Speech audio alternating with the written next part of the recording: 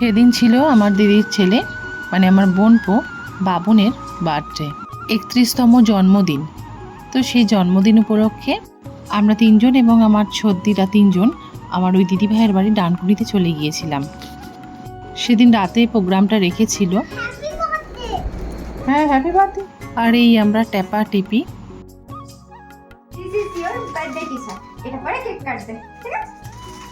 এই গোটা রুমটা কি সুন্দর ডেকোরেশন করেছে বৌদি আর ননদ মিলে।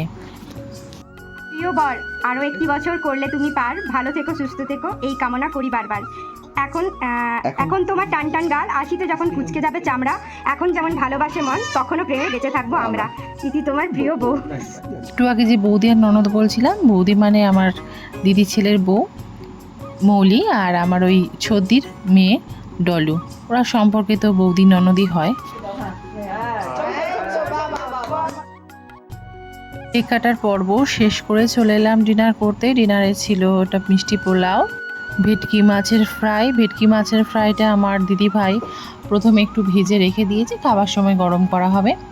আর আমার দিদির বউয়ের হাতে এটা মাটন ডাক বাংলো অসাধারণ বানিয়েছিল। এটা তো পায়েস, আর সাথে ছিল চাটনি।